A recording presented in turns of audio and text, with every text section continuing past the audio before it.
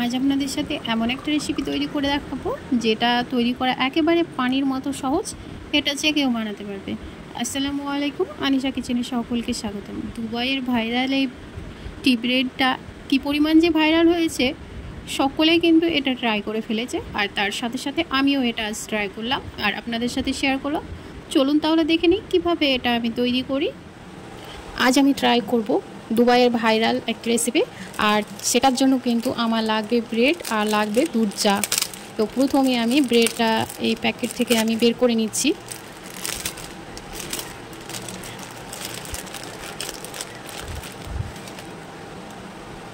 এখানে আমি 3 piece bread বের করে নিয়েছি, আর এই প্লেটটার মধ্যে রেখে এখন হচ্ছে দুধ চাটা বসিয়ে দেব। চা করবার জন্য আমি এখানে আগে থেকে দুধটা গরম বসিয়ে দিয়েছি। দুধটা বেশ ভালো মতো গরম হয়ে গিয়েছে। এবার আমি এর মধ্যে দিয়ে দেবো চা পাতা নয়, সরি, এখানে হচ্ছে সেই গুঠি চাটা লাগবে। গুঠি চায়ের রঙটা বেশি ভালো হয় দুধ চায়ের জন্য, গুঠি চাটাই ব্যবহার করা হয়ে থাকে। একটু এটাকে নাড়াচাড়া করে নেব। এর মধ্যে এবার আমি দিয়ে দেবো গুঁড়ো চিনি। যেহেতু গোটা চিনিটা আমার ফুরিয়ে গিয়েছে, তো তার জন্য গুঁড়ো চিনিটা ছিল, সেটাই দিয়ে দিলাম। আর মিষ্টিটা একটু বেশি করতে হবে, কিংবা যে যার পছন্দ মতো মিষ্টিটা এখানে অ্যাড করে নেবেন।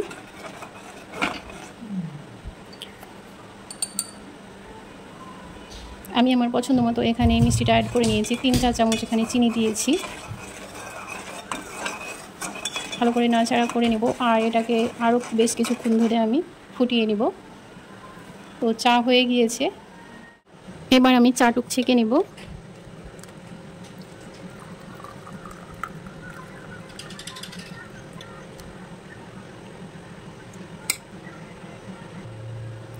এটা ঢাকনা বন্ধ করে একটা সাইডে রেখে বাকি কাজটা আমি করে নিব। এবার আমি ব্রেডের মধ্যে ক্রিম চিজটা লাগিয়ে নিব। যেহেতু আমার কাছে ক্রিম চিজ ছিল, সেটা দিয়ে তৈরি করছি। এটা দিয়ে তৈরি করলেও বেশ ভালো লাগবে খেতে। আপনারা যদি চান তাহলে এর মধ্যে কনডেন্স মিল্কটা দিতে পারেন, কিংবা ক্রিম তৈরি করেও দিতে পারেন। ব্রেডে এভাবে করে ভালো করে লাগিয়ে নিতে হবে। আমুলের এই ক্রিম চিজটা খেতে কিন্তু ভারী মজা। আপনারা কিনে একবার দেখবেন, ঠকবেন না। আরও 1 পিস ব্রেড নিয়ে এইভাবে করে লাগিয়ে দেব।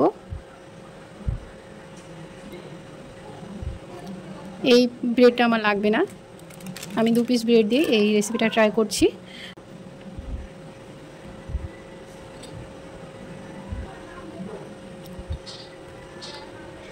এবার এই ব্রেডের উপর দিয়ে চাটা ঢেলে দিতে হবে এইভাবে করে।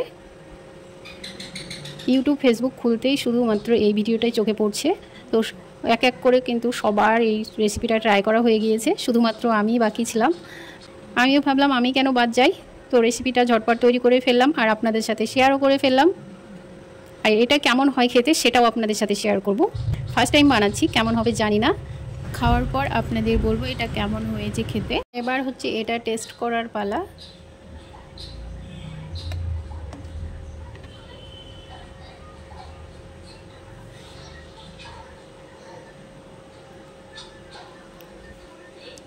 মাশাআল্লাহ, এটা খেতে কিন্তু অনেক বেশি মজা হয়েছে। আপনারাও এটা বাসায় ট্রাই করে দেখবেন। আর এটা বানাতে খুব একটা উপকরণের প্রয়োজন হয় না। আপনারা তো সেটা দেখতে পেলেন যে খুবই সহজভাবে আর অল্প কিছু উপকরণ দিয়ে এটা তৈরি করে নেওয়া যায়।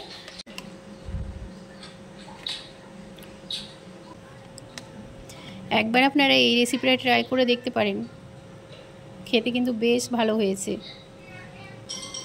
দুবাইয়ের ভাইরাল এই রেসিপিটা কিন্তু খেতে বেশ মজা হয়েছে। আমি শুনেছি যে দুবাইয়ে সাহেব যারা থাকেন তাদের ওয়াইফরা এই রেসিপিটা সকালের নাস্তায় খান। আসলে এটা খেতে বেশ মজা হয়েছে। একবার আপনারা বাসায় ট্রাই করে দেখতে পারেন, আশা করছি ভালো লাগবে।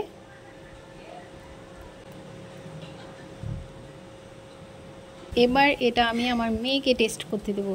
এবার খেয়ে তুমি বলো যে কেমন হয়েছে। আম্মু, দারুণ হয়েছে। মজা লেগেছে খেতে এটা? আচ্ছা, এটা কিন্তু আমার মেয়েরও অনেক বেশি পছন্দ হয়েছে, আর খেতেও কিন্তু এটা বেশ ভালো। যাদের দাঁত নেই, বয়স্ক মানুষ, তাদেরকে যদি এটা তৈরি করে দেওয়া হয় তাহলে কিন্তু ওরা খুব সহজে এই ব্রেডটা খেয়ে নিতে পারবে। আশা করছি আজকের এই রেসিপি আপনাদের কাছে ভালো লেগেছে। রেসিপি ভালো লাগলে একটি লাইক করবেন, পাশে থাকা বেল বাটনটি ক্লিক করবেন। যখনই ভিডিও আপলোড করব সেই মাত্র আপনাদের কাছে নোটিফিকেশান পৌঁছে যাবে। সেই পর্যন্তই সকলে ভালো থাকবেন, সুস্থ থাকবেন। আল্লাহ হাফেজ। দেখা হচ্ছে পরবর্তী নতুন কোনো রেসিপিতে।